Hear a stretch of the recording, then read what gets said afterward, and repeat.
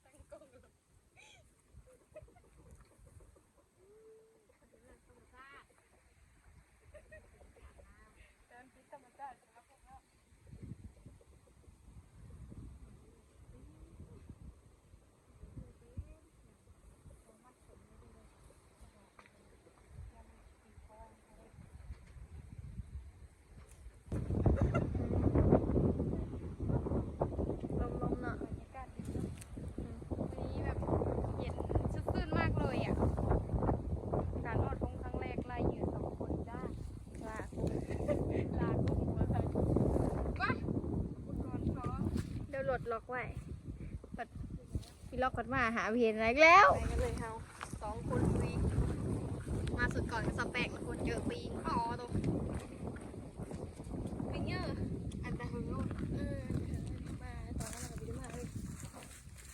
เบียนี่เขามาดีแล้วนี่นะปลาทุกคนเลยหนามาหนามึงหยาเราถือนอนน้ำลายไปทั้งมือก็ได้น้ำลายอะไรมาตอนนั้นน้ำเลยลายปนี้น้ำตอนนั้นมันเป็นน้ำขี้ต้มหรอตอนนี้ยังน้ำเคี้ยวอยู่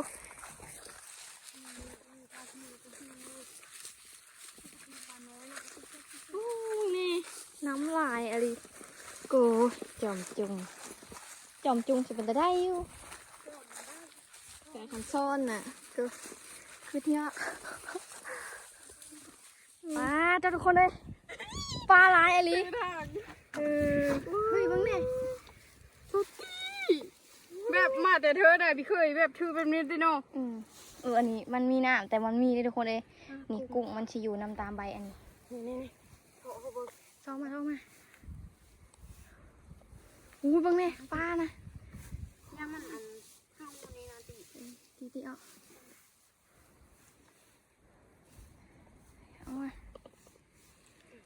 เฮ้ยเนาะอยู่นำอันนี้นะปักลายนึงนะมันจะคือแบบผีมากเฮ้ยเลยวะแม่นเฮ้ยมันย่อนี่ปลาอ้อแล้วเดี๋ยวมา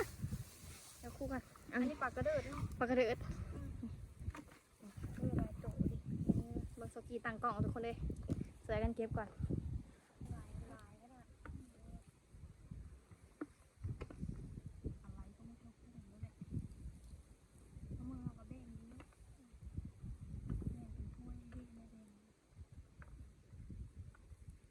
แม่งไหมมีครั้งเดียวนะ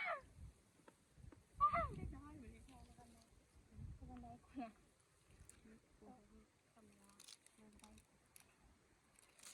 จับกินเนาะกินกับอันหูเลือดแสบ มึงขายดีกว่า โอ้โหนะโอ้ไปเอารุ่นเลตตี้พี่น้องเจ้ากินก็เป็นเพราะผู้อื่นพี่เราบอกซื้อผู้อื่นกูก็ยังรู้แล้วอ่ะอันนี้ไปเอาก็ไปเอาลูก ปากซิวนี่เอา เอาล่ะเอามือก้อยเอาคนเดียวล่ะเอามือเขาทำยี่ก้อยกับเลือกเอาเลือกเอาแต่ตัวเยอะมันละป่านั่นน่ะดิป่าอันนี้โนสู้ป่ากระโดดนี่ลายนี่เห็นเขาเฮ็ดก้อยลอยแจ่วกินกัดกินดิ เนาะเป็นเงี้ย แต่เฮามันยังไม่เคยลง เขาว่าแซ่ไม่เคยกินแต่เป็นโรคนี่แต่ความหมักแต่บางคนก็ กูเห็ดได้ มาเจอไม่ได้ไปกินเด้ กุ้งมากินได้อยู่กู หวานแต้มน้อยเวลาที่เรา ป่าคือป่ามากระบอกคือว่าป่าเยอะกูเห็นนะทื่อแนวนี้นะ กับปลาเยอะล่ะปลาอันนั้น กูเห็นปลาคอได้ดิแต่เขาขึ้นอยันนั่นแหละ เย็น ดูเอ้าวัดปลานี่ ปลากับปลาเนี่ยปลาอันนี้แบบตัวเยอะ โตทุกคนเอ้ยลายอะไรเลือกประมาณ30 นาทีถึงไปอย่างเงี้ยดูกว่าอยู่มั้งชั่วโมงวะคุณแม่ปลานะปลากระเดิดนะลายอะไรปลากระเดิดกุ้งตัวเยอะกุ้งมันแบบมันเป็นตัวมันจะเป็นตัวอ่อนเฮ้ยอยู่นิ่งดิ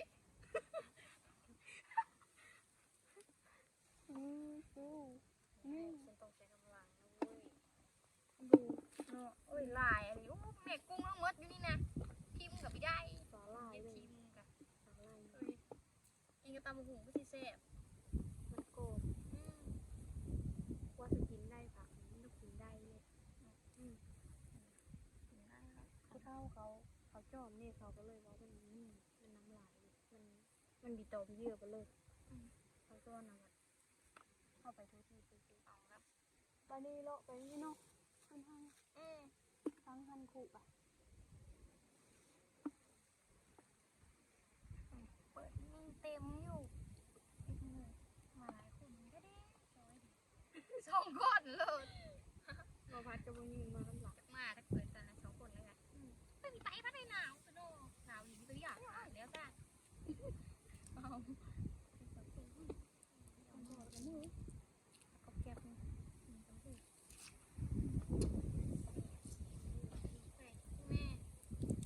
ซื้อขึ้นหรอปะเลือกตัวนี้ไม่ได้เลย ซื้อเอามีเฉลาอ่ะ ซื้อกับพิมพ์ไปซื้อ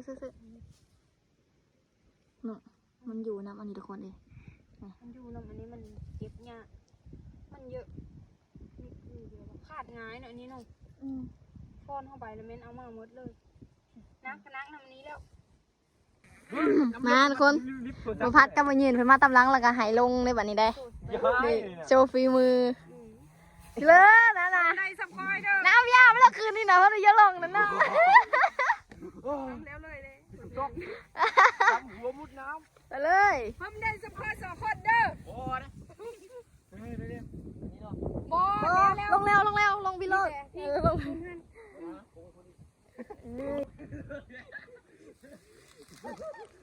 ไม่ด้วยน้ำดิ น้ำบ่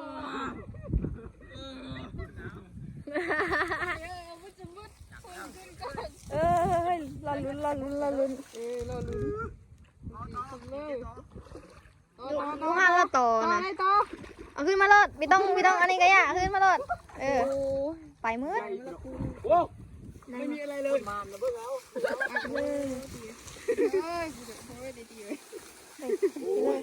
เด้งอยู่ไหน โอ้เดี๋ยวลาวเขาอีหันมึงนับมันนี่ นับกุ้งนะบ่ น้ำเอา นับตูบิทุ่นนะโอ้ มันได้อยู่วันนี้เบิ้ง นี่คนมา ดีแม่นี่วันดี ฮู้จะโตวะ เอ้ยปลาชิวตัวนึงนี่ เพราะว่าเป็นน้องนี่มันมี แค่เนี่ยแต่มัน มี มีล่ะนี่ชุควายช้อนนี่ยังได้ ฉันจะสอนอยู่ ไม่ เป็ เป็น น ไปจะเขาลงได้ยืนไม่เขาลง บ่มันลงตามแคบสุบัดไปเลือกกลางคุณสมอง โอ้ยดาวมาด้วย อะไร มันบ่มีเที่ยว ดาวไปสกีได้ลงว่าลงตี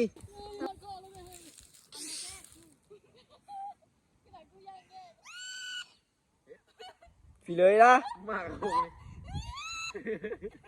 เป็นกว่าหมูจะถึงสุดดีอีกอยู่ทีมงานน้ำมีอาบนี่ให้แล้ว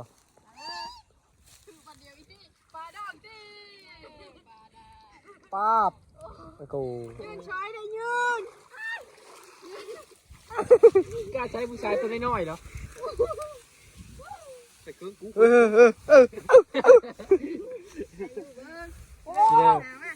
ปิดดู ปวดจะมาเทียบค่อยได้สลามมึงอยู่นึงสลาม เอามาในพื้นอ่ะ โอ้บ่ผ่านเถอะ ซีเลอร์คนมีมานนะอากุยจำเดียวล่ะโอ้คิดยังจะไรกว่าเลยเข้าได้หลายกว่าเลย พอได้นุ่มนะเอาติ เอาหันตองมันเลย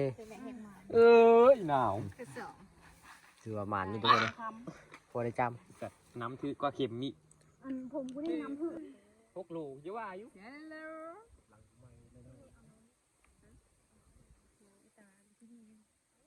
เจอได้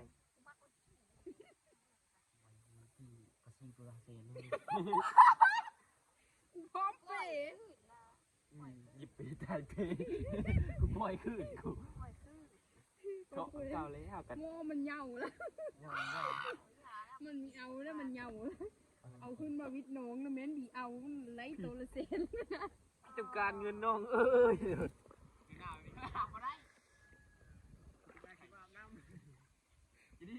ประเดี๋ยวยกแก้วกล้ามน้ำ เขาทับบ่ชัวอันสลามทั้งหลาย เขาฮัก กูนี่บิดิเกลง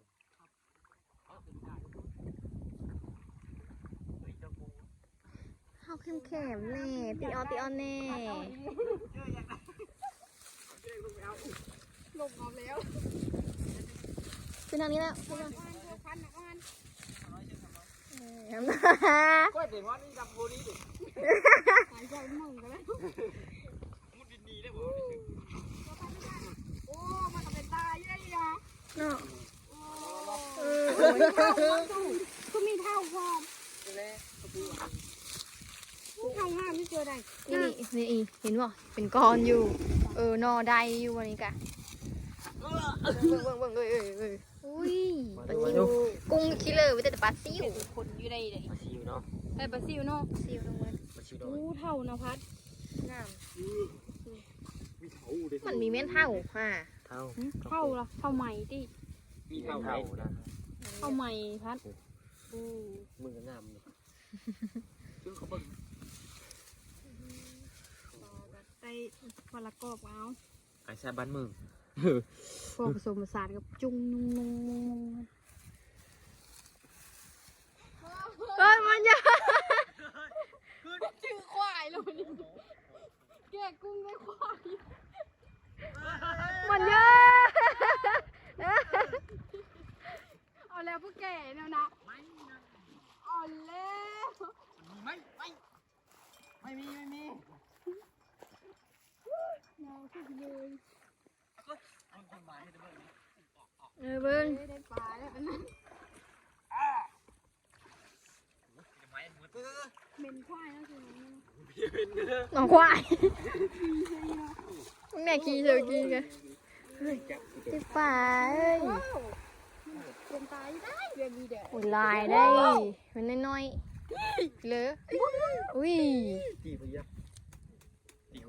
โอ้ยลายมันมาลายอย่างเดียว ดาว ตรงนี้พัดก็เลยเอาคู่มาคู่หลังท่าน ลืมเบิกกองละ เห็นเลย ก่อนจะนาวแกงจุ๊บเลย อ๋อ ขาวคือนั้นนี่เนาะ เขาคือ ป่านี่อู้มีเชือน้ำขาวกระเด้งมาละเขาเห็ดทอดในมือเลยกระเด้งเป็นกองมาแล้ว อย่ามัน เชื่อเลยมือมันแห้งมาละเราเย็ดชิ้นแห้งบ่ปลาแห้งบ่ หนาวเด้ เรียกสูนะแกอ้อมพูดมาพี่ ป้าจนหูดับพลเว้า ได้อยู่เด้อแกะแกอ้อมมันมาพี่ โอ้ คนแกอ้อมแฟนมันคือเรา ตัวประตูประตูไกลได้ เอ้ยเกลดูมาแต่ผู้คือเชื่อเร็วนะผู้ เอาหน้าตีเอาหน้า โย่เจอมันบ่ โอ้หมาอยู่บ้าน โอ้ปลากระเดิด เดินได้ ปลากระเดิด2ตัว คือตาคนนี้ เหม็นควายเหม็นคิ้วควายนู่น แม่เนาะเดี๋ยวจะพยายามน้ำมั้ง คนละขึ้นไปนะขึ้นหอมๆจังหน่อย แม่เนาะอย่าน้ำก็มีกุยกุยขึ้นมาอีดอนนี่ มันคือเรื่องนันตี แม่เนาะ ขึ้นหอมที่ดอกสกุลาสีหอมอยู่คู่มือยามน้ำกันว่าอีได้ทำให้มีสีเนาะ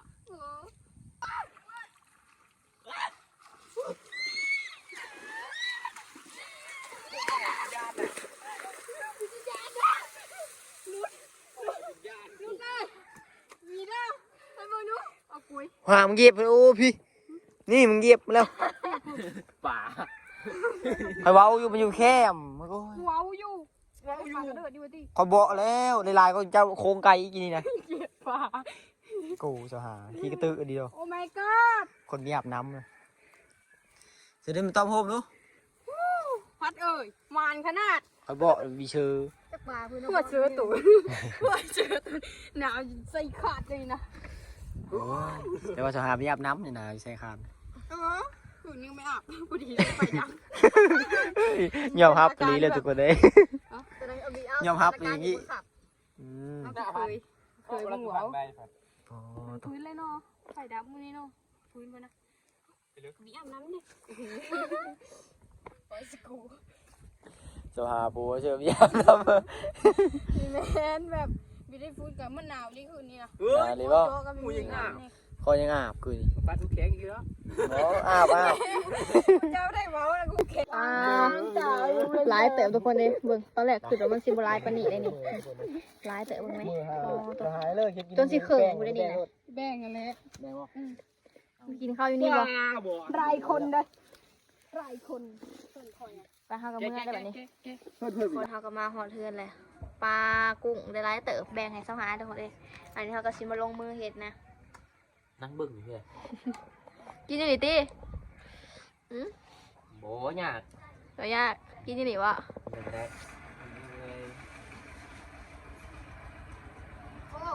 ไปทีมป่าเรื่องมันเป็นแล้วนะ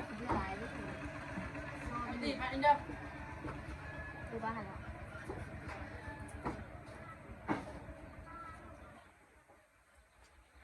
น้องควายดูน้องควาย เลือดมาเลือดควายเลยนะ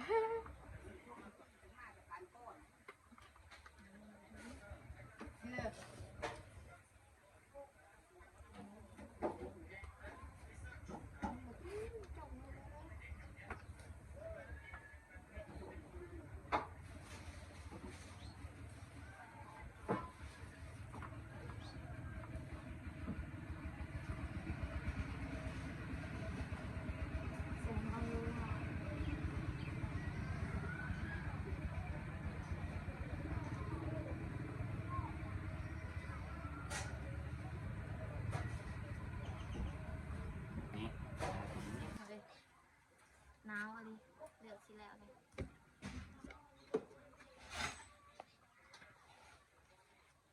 ก็ดองทุกตะปูอยู่เกาะนั้นนะ มีได้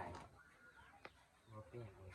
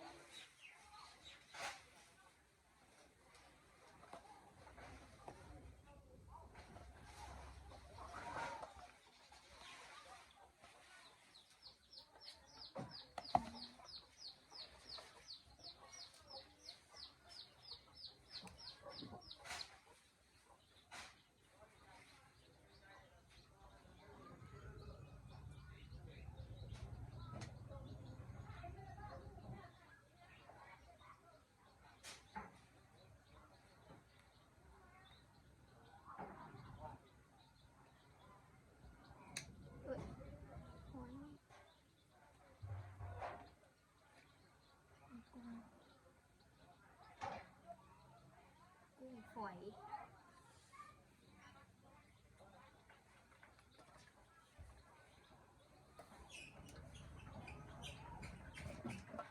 ก้อน อืม นี่กันเนาะ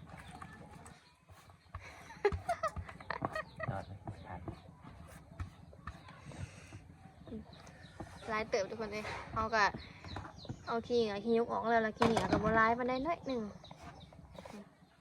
กุ้งเฮียอืม ต้องล้าง2 น้ำ โอเคอันนี้มีกับบัวลายมาได้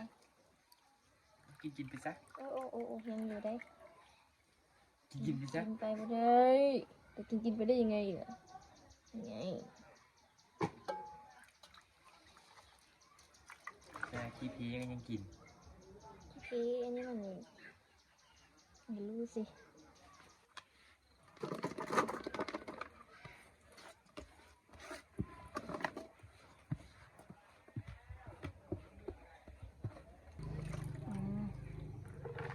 ล้าง3 น้ำเลยทุกคนเลยเพราะว่าขี้เหนียวขี้ยุกยังนะ ต้องเลือกไปน้ำล้างไปน้ำที่ 3แล้วแดนนี่ยังมีขี้เหนียว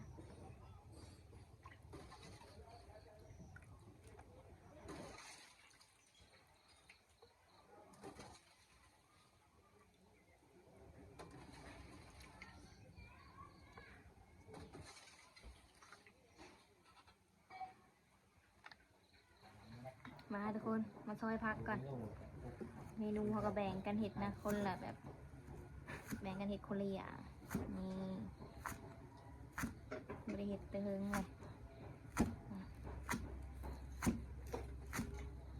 ได้อยู่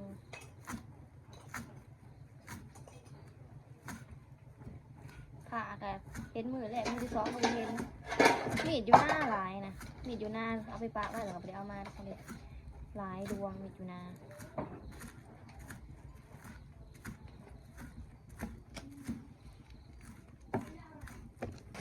มาทุกคนอันภาษีมาขัดมะนาวนะทุกคนนะขัดมะนาวก่อนขัดมะนาว ค่อยเบิด ขัดมะนาวแล้วก็เอาน้ำมันไปขั่วทุกคนเลยเสียมดจงหัวเราะนะเปรี้ยวใหม่พัดได้ที่พ่อใส่เกลือเอ้ยมันเค็มพอแล้วเค็มแบบมีแต่จางอยู่มีเผ็ดยังกัน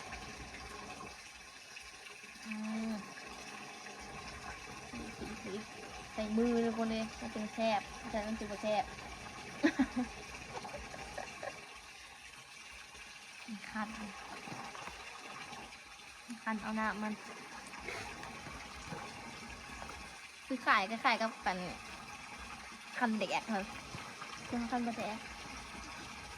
คันก็อีกอาหารมัน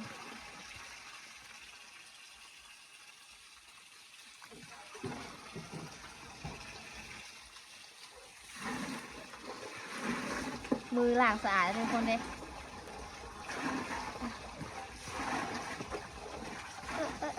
หัวปลาหมึกปัก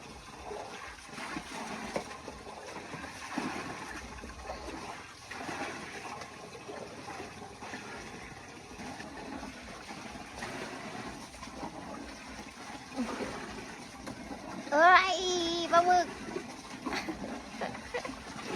กุ้ง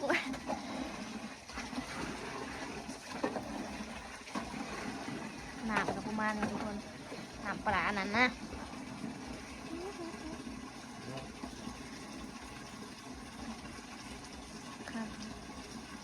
ขั้นบีบแห้งเลยมันถึงกุ้งพักเจ็บขนาดเลย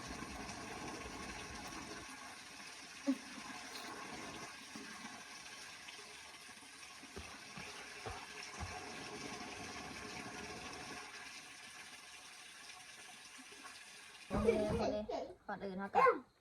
ใส่หน้าวันนี้เขาก่อนปลาที่เขาขัดเนี่ย สีดำ เขาเรียกว่าโปรตีน เนี่ยก็คู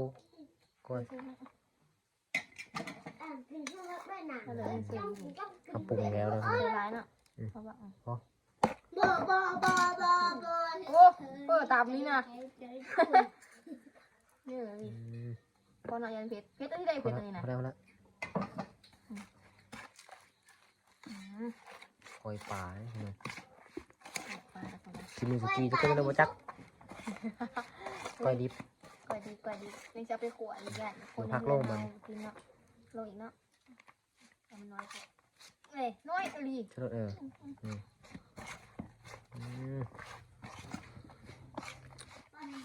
เสร็จแล้วมีโฟกัสซิม มันเป็นเลยมันดี ชิมเลยสิชิมบ้างใจใจจะดีนบ้างชิมใจใจจะดีนรสชาติ เจอนะสิ มันกินไรไปน้องเจ้า เอากุ้งก่อนเลือกกุ้งเลยได้สิเอาปลาใช่ ไรไปน้องเจ้า เดี๋ยวแซ่บไปเอาไปโคกันเพราะว่าเฮิร์นเท่าไปกินดิบทุกคนเลยขั้นลาบนี่กินอยู่ขั้นก้อยเลยมีผู้กินดิบไปถามอีเบ้บ้างอีเบ้ ปลาตัวทุกคนนี่หอมขนาดกินโคตรหอมเลยนี่ขวายอ๋อกินหอมขวายทุกคนเลย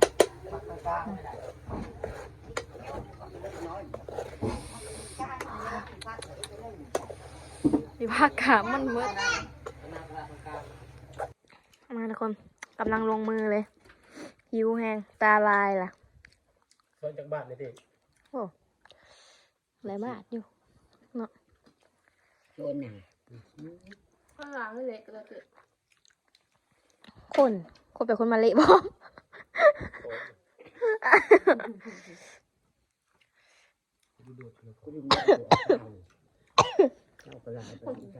สมัติ หาหมูปลาเบียร์ เป็นตำป่นเลย มันโยขนมอแหงเนาะ สูตรนี้ก็ มอมันเจอคนกระเทียม หลายสูตรนี่เลยปลา เมนูปลาทั้งหมดนะ ปลามืดปลา อันนี้จาง อันนี้สม อันนี้ก็ยาว อันนี้แฟนซีเลย อันนี้จางที่ มันก็จางอ่ะ มันก้อนเสร็จ เคยปลาอยู่ แบบโยกมีหันนั่นแหละ มาทุกคน เดี๋ยวขอตัวกินข้าวก่อน คลิปนี้ก็ประมาณนี้ทุกคนไว้เจอกันใหม่ คลิปหน้า บ๊ายบาย